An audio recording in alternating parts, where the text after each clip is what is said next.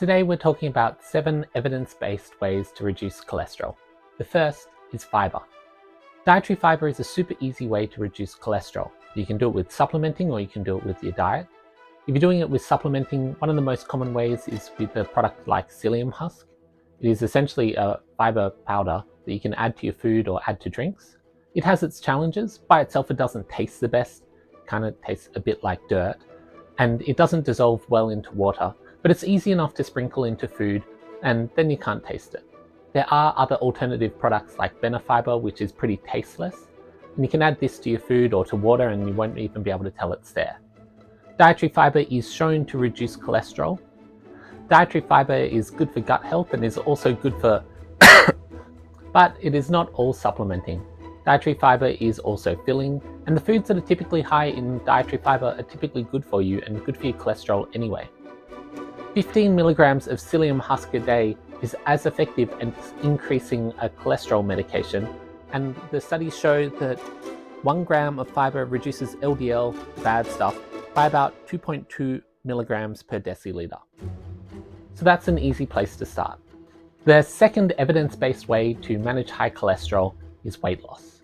I think we all know that weight loss is an effective way of managing cholesterol, but it is super hard to achieve.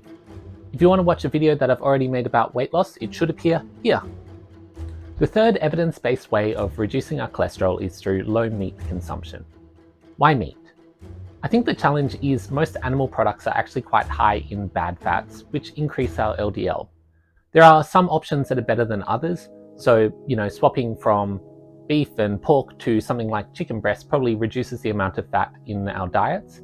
And then even better than that is swapping from meats to fishes, which have good fats in them, like omega-3. The other option is replacing meat with vegetarian options like tofu, beans, legumes.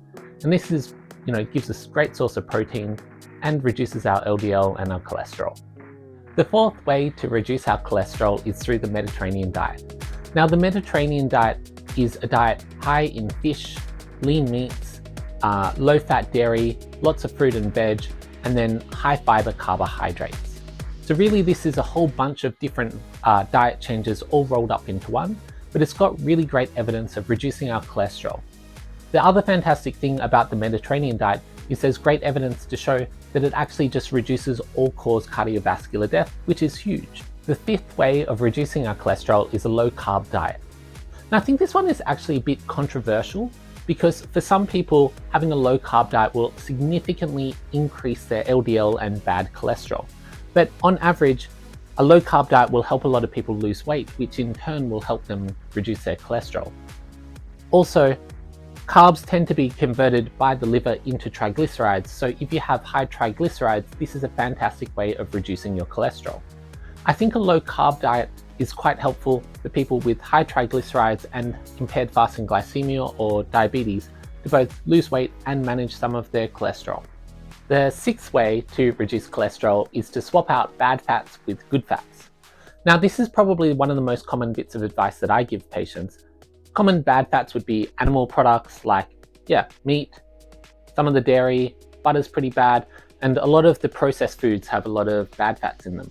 The good fats would be things like olive oil, fish and vegetables, avocados. There's some great sources of fat there. So the goal is to look at the sources of fat in your diet and swap them out. If you're cooking with butter, if it works for the recipe, try swapping in olive oil. If you're putting butter on your bread, maybe use a butter substitute. If you're cooking beef for dinner, swap it out for fish. If you're keen to, you could swap it out for more animal proteins. And this is a really fantastic way of managing cholesterol. The seventh that I have for you today is supplements. Now, I've brought some notes for this one. There were 4 products, and in truth, I wasn't actually particularly aware of these supplements being effective before looking this all up. The first is red yeast rice, and they found that 2.4 grams of this a day can reduce LDL by 40 milligrams. Apparently, the active ingredient in red yeast rice is the precursor to a lot of the statins that we use today.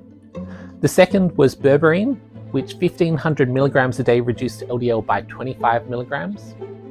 And again, this one is one of the precursors to the PCSK9 inhibitors that we're starting to use now. Then there was omega-3, and 1 to 4 milligrams a day reduced LDL by 15. I think I knew that it was good for triglycerides, but I was less aware that it was good for LDL as well. And then the fourth supplement was probiotics, and a probiotic reduced LDL by 7.8 milligrams per deciliter. That's all I have for you today, so like and subscribe, and thanks.